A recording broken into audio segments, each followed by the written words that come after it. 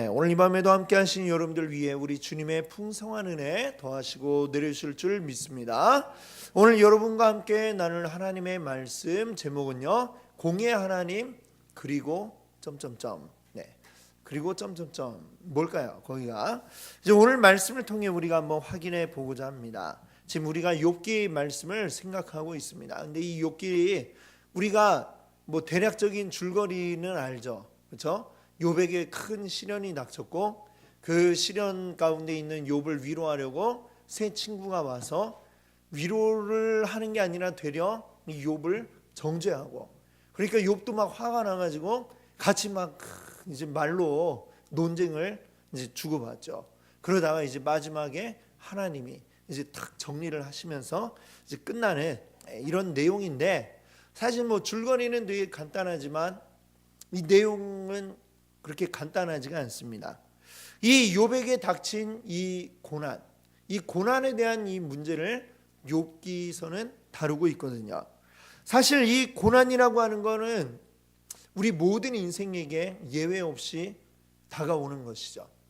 누구나 고난을 겪고 또 고난 가운데 있고 또는 고난을 거쳐왔고 이런 가운데에 우리들이 있기 때문에 이 고난의 문제에서 자유로울 수 있는 사람은 아무도 없습니다. 지금 좀 내가 괜찮은 것 같다 할지라도 이전에 나는 고난을 겪었을 것이고, 그리고 또 지금 괜찮아도 또 앞으로 내가 또 고난을 겪지 말 것이다 라고 하는 보장이 없기 때문에 우리 모두는 이 고난의 문제에 자유롭지가 못한데, 이 고난을 과연 우리가 어떻게 받아들일 것인가 라고 하는 것이 사실은 우리에게 굉장히 어렵고도 또 아주 중요한 문제다, 이렇게 이야기할 수가 있겠습니다.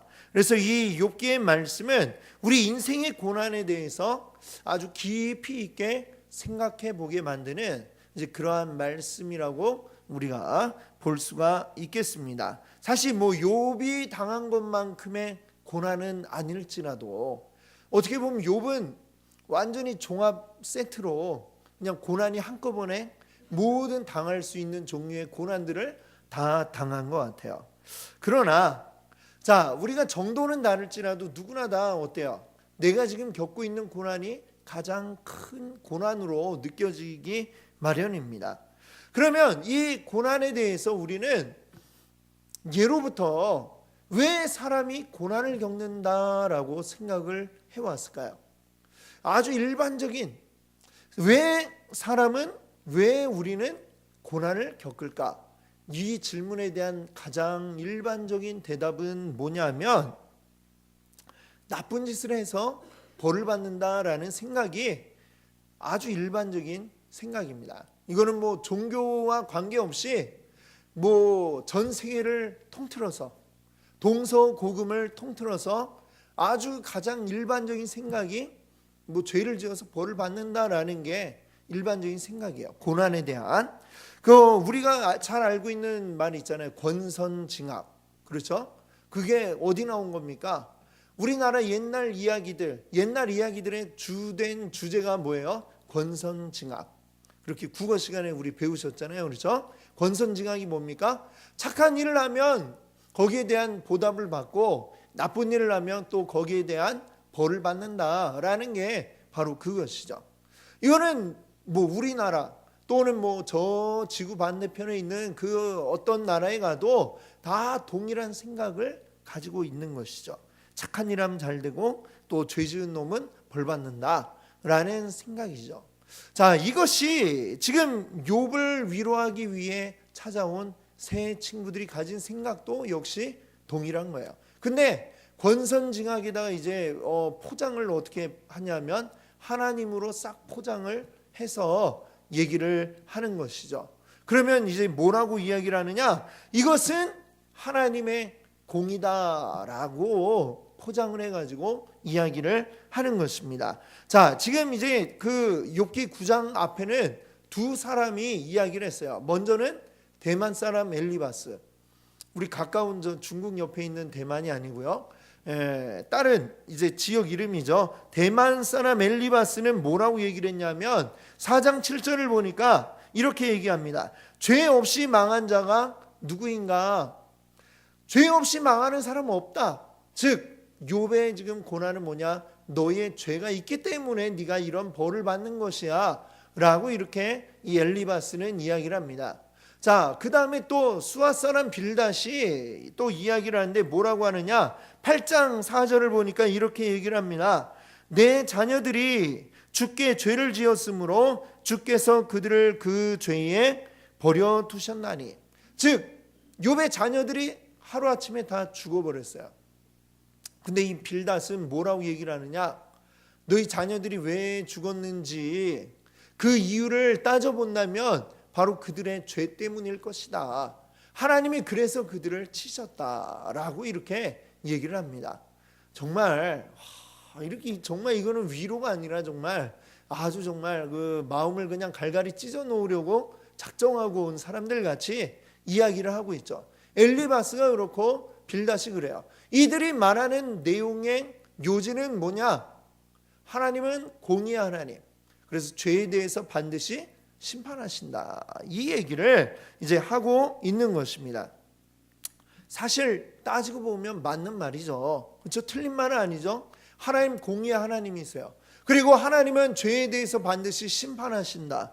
이것은 성경이 나와 있는 우리에게 하고 있는 아주 기본적인 진리라고 할 수가 있습니다. 그러나 자, 우리가 당하는 이 고난에 대해서 과연 하나님의 심판, 하나님의 공의만으로 우리가 당하는 이 고난을 다 설명할 수 있는가 하면 그렇지는 않다라고 하는 것이죠.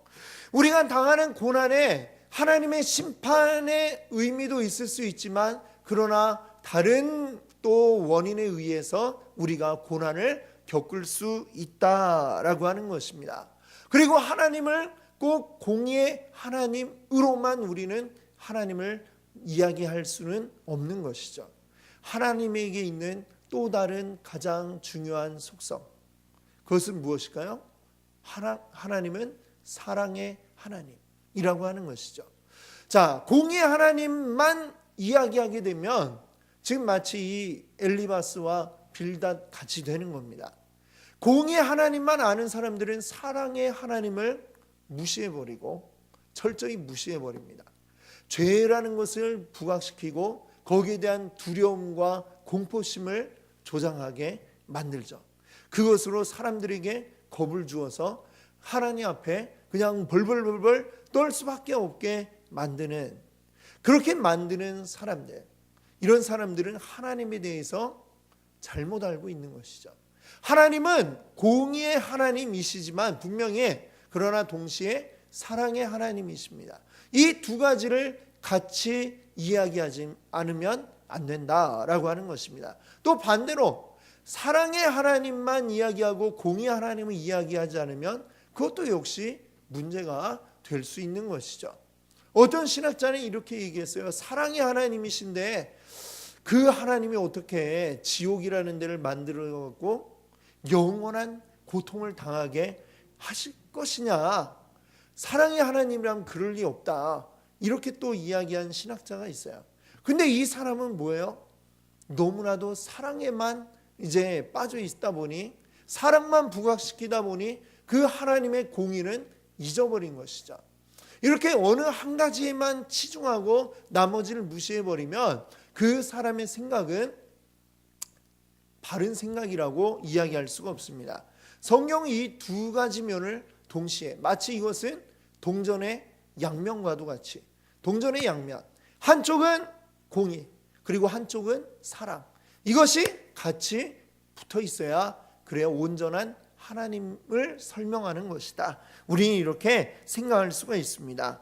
지금 이 공의의 하나님만 강조할 때에 그것에 대한 항변이 이제 지금 이 욥기 9장에서 욥이 이제 거기에 대한 항변을 하게 됩니다. 자, 욥이 하는 이야기를 한번 들어봅시다. 1절부터 4절까지 보면 이 앞에서 이야기했던 빌닷 그리고 그 앞에 이야기한 엘리바스에 대한 그들의 말에 마치 동의하는 것처럼 이야기를 하지만 실상은 비꼬는 듯한, 약간 빈정거리는 듯한 투로 이야기를 합니다. 2절을 보면 뭐라고 그래요? 인생이 어찌 하나님 앞에 의로우랴, 이 얘기를 하죠. 인생이 어찌, 우리 사람이 어떻게 하나님 앞에 온전한 의로움을 가질 수 있겠느냐. 근데 이 말은 앞에 있는 그 엘리바스 그리고 빌닷이 한 말의 연장선이지만, 그러나 이것을 그래 맞아 이렇게 얘기하는 게 아니라 그래 하면서 이렇게 좀 약간 비꼬듯이 그렇게 얘기를 하는 거야. 그래, 우리 사람이 어떻게 하나님 앞에 의롭겠어, 이런 식으로 이야기를 하는 거죠. 자, 그러면서 우리 하나님은 어떤 분이신가, 우리가 왜 그 앞에 의로울 수 없는가. 자, 하나님은 어떤 분이신지를 5절부터 이야기합니다. 하나님은 위대한 분이라는 것이죠. 왜? 자, 5절을 보니까 하나님은 산을 무너뜨리고 옮기시는 분이다, 이렇게 얘기를 합니다. 또 6절을 보니까 하나님은 어떤 분이에요? 땅도 움직이는 분이에요. 그리고 7절에 보니까 하나님은 하늘의 해와 또 별들을 다 움직이고 주관하시는 분이다 라고 이야기를 합니다.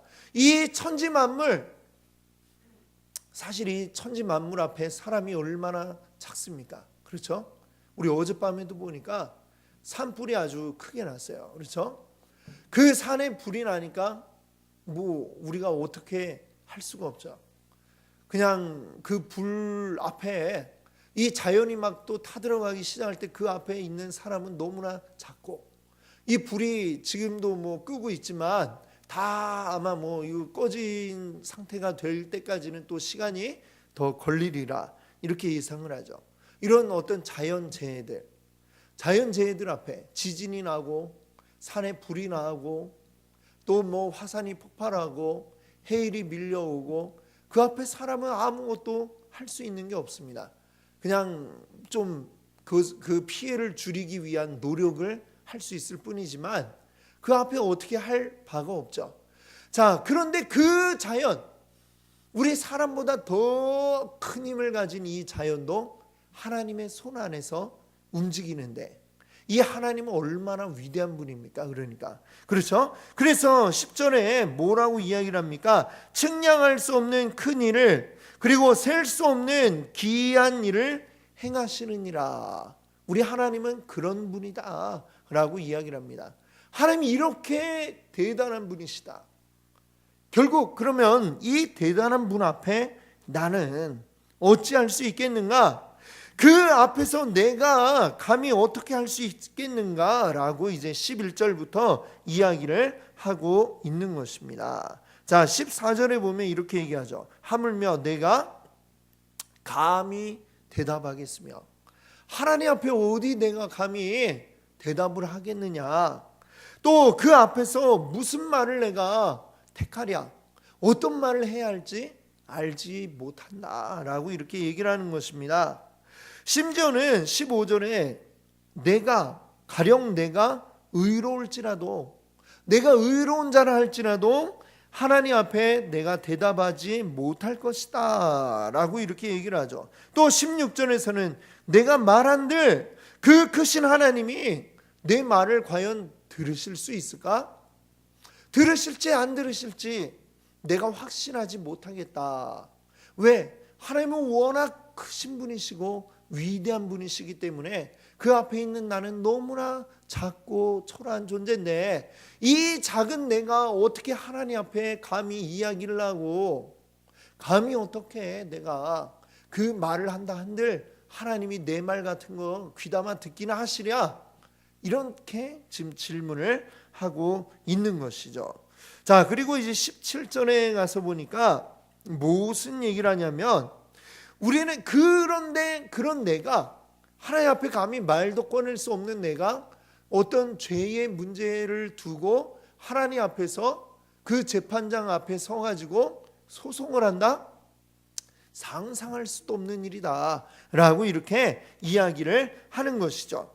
우리의 죄에 대해서 어떻게 하나님 앞에 감히 내 죄가 이렇다 저렇다 얘기할 그런 우리는 위치도 되지 못한다 라고 하는 것이죠.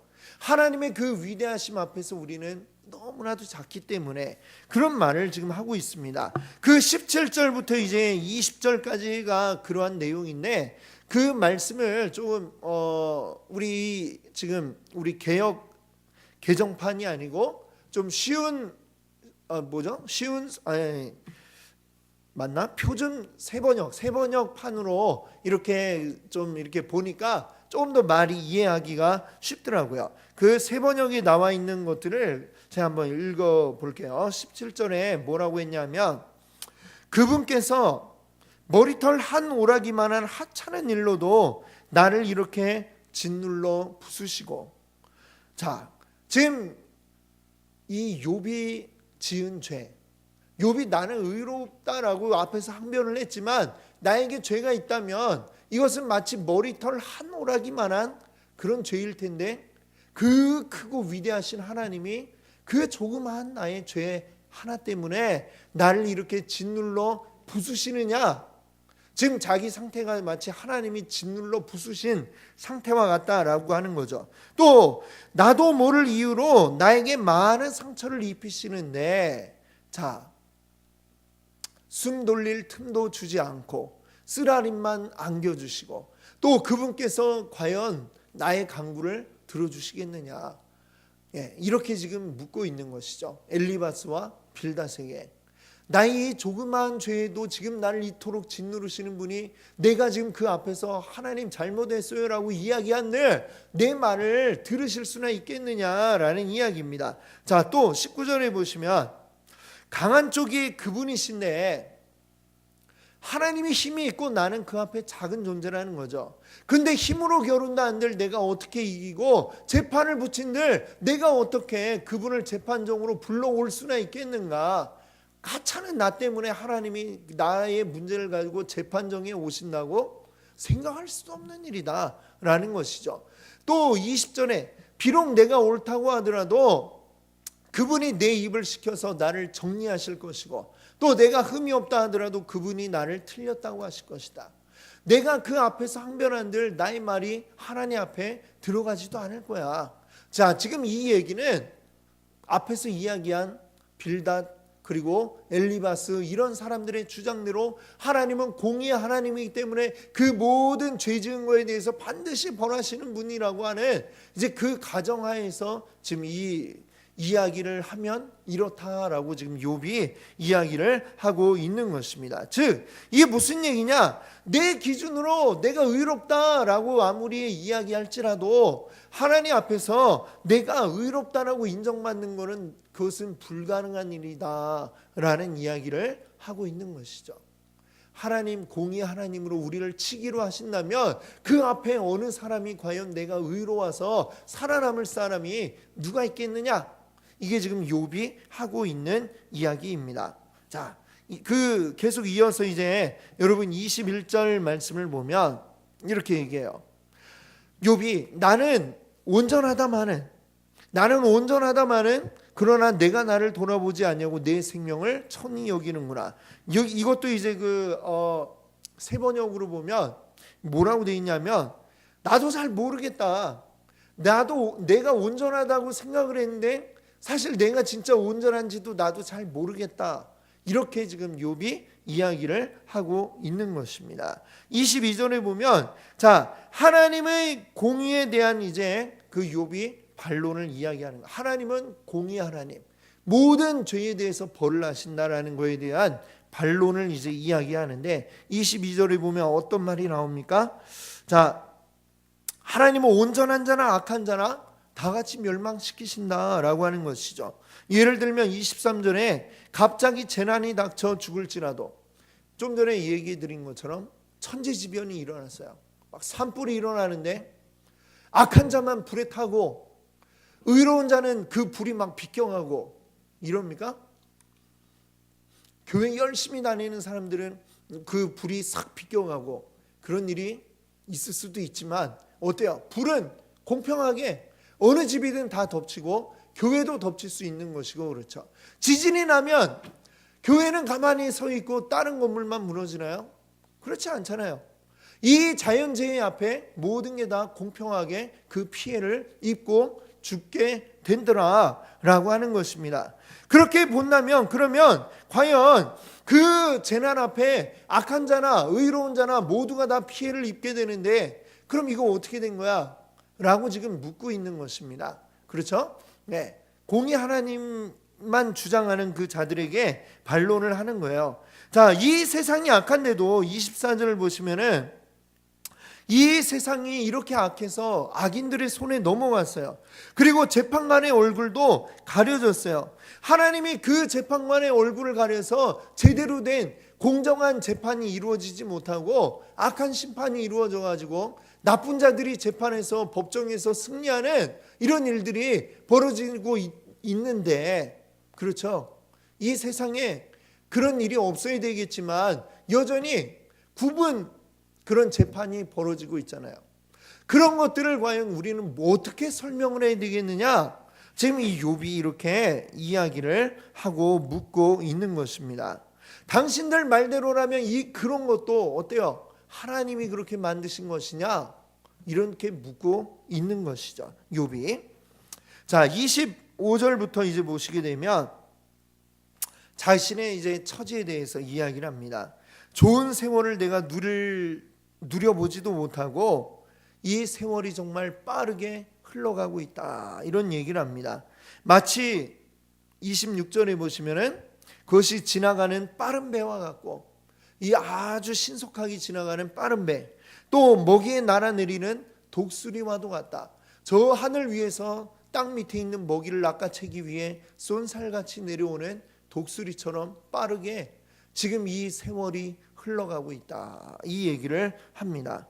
그러면서 27절, 28절에 무슨 이야기를 하느냐? 아무리 내가 즐겁게 지내려 해도 사실 두렵기만 하다. 두렵기만 하다. 이 얘기를 합니다. 왜? 주님께서 나를 정죄하실 테니까. 내가 아무리 의롭게 살아보려고 해도 나에게 부족함이 있을 테니 그것을 가지고 또 하나님이 나를 치실 테니 나는 이 세상 가운데 이 신속하게 지나가는 이 빨리 지나가는 이 세상 가운데서 즐거움 한번 누려보지 못하고 늘 벌벌 떨면서 살 수밖에 없겠구나 라고 이렇게 욥은 이야기를 하고 있습니다. 지금 이 욥의 주장은 제가 말씀드린 것처럼 엘리바스와 또 빌단 이런 세 친구들이 주장하고 있는 것, 하나님은 공의의 하나님, 근데 다른 건 다 빼놓고 오직 공의의 하나님만 주장하고 있는 이 사람들에 대해서 지금 반론을 이야기하고 있다라는 것을 여러분들 기억하시기 바랍니다. 그러니까 어때요? 공의의 하나님만 우리에게 주구장창 주장을 한다면 그 앞에 우리는 날마다 벌벌 떨 수밖에 없는 그런 신세가 될 수밖에 없죠. 하나님의 그 의로움의 기준에 들 수 있는 자가 과연 이 세상에 한 명이라도 있겠습니까? 로마서에 이렇게 말씀하잖아요. 의인은 없나니 단 한 사람도 없다라는 게, 그것은 하나님의 눈으로 볼 때에 너희들의 그 의로움의 기준은 택도 없이 부족하다라고 하는 게 성경이 우리에게 하고 있는 말씀입니다. 그러니 욥이 오늘 이야기하는 것처럼 너희들처럼 이야기한다면 우리 가운데 누가 이 세상 가운데 즐거움을 누릴 시간이 1초라도 있겠니? 늘 두려움에 떨어야지. 하나님이 나를 정죄하실 테니까 아무것도 안 하고 숨만 쉬고 있어도 하나님이 나를 죄인이라고 벌하실 테니 거기에 두려워하면서 떨 수밖에 없는 거지. 이렇게 지금 욥이 이야기를 하고 있습니다. 지금 이 엘리바스 빌닷의 주장에서 빠진 것, 제가 먼저 말씀을 드렸죠. 뭐가 빠졌기 때문에 이렇게 되는 거예요? 사랑이 빠졌기 때문에 이렇게 되는 것입니다. 하나님은 공의의 하나님이시지만 동시에 사랑의 하나님. 그래서 오늘 아까 불렀던 찬양, 그 사랑, 날 위해 죽으신, 그렇죠? 예수 그리스도께서 나를 위해 대신 죽으셨다는 거예요. 공의 하나님으로 우리를 심판하려고 하시면은 우리가 한도 끝도 없이 벌만 받다가 정말 이 세상에 먼지만큼도 안 될 만큼 그냥 다 사라져버릴 그런 존재들이기 때문에 하나님이 그런 우리를 사랑하셔서 우리를 어떻게 하시는 거예요? 우리를 살리기 위해서 예수 그리스도를 보내시고 예수 그리스도를 죽게 하시고 그리고 죽음에 머물러 있게 하신 게 아니라 다시 살리시고 그리고 우리를 부르러 다시 우리에게 오실 예수 그리스도, 그 예수 그리스도를 우리에게 보내신 아버지 하나님의 그 사랑을 빼놓고는 우리가 하나님을 온전히 이해할 수가 없는 것입니다. 그 사랑의 하나님을 우리가 같이 생각해야 하는 것이죠.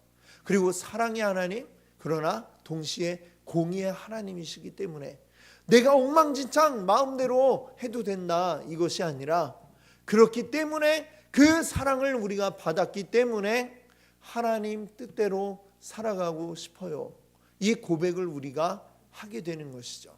그리고 하나님이 원하시는 대로 살아가고 싶어지는 것이고, 그래서 하나님이 원하시는 대로 이제 조금씩 바뀌어져 나가는 것이 바로 우리 믿는 이들의 삶인 줄 믿습니다.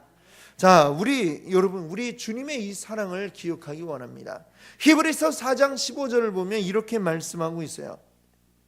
우리에게 있는 대제사장은 우리의 연약함을 동정하지 못하실 리가 아니요.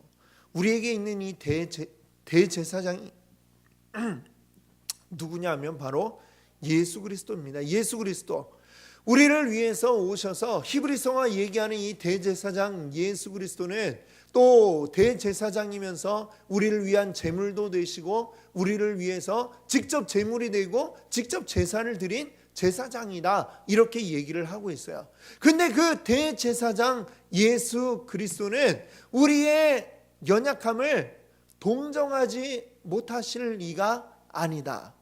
그래서 이중 부정은 뭐냐면 강한 긍정이죠. 그건 뭐냐?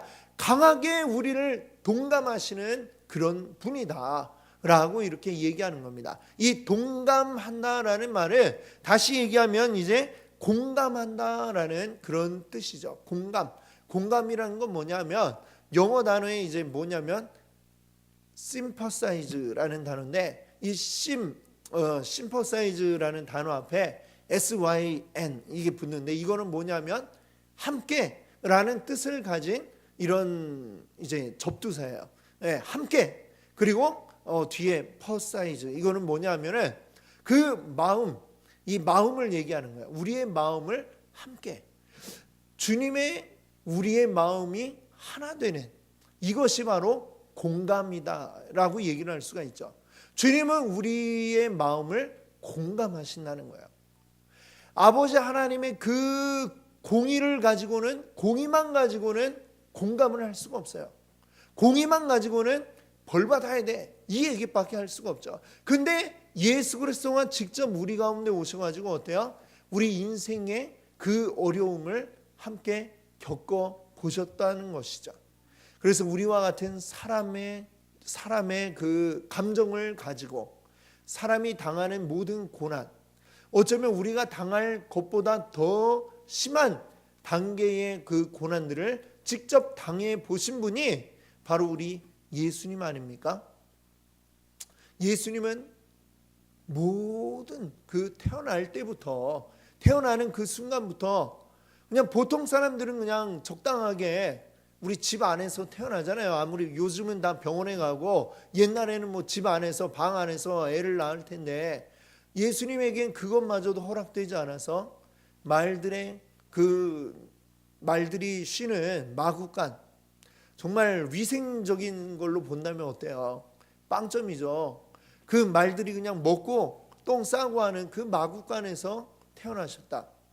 정말 얼마나 그 감염의 위험도 많고 위험한 곳이잖아요. 거기에서 태어나셨어요.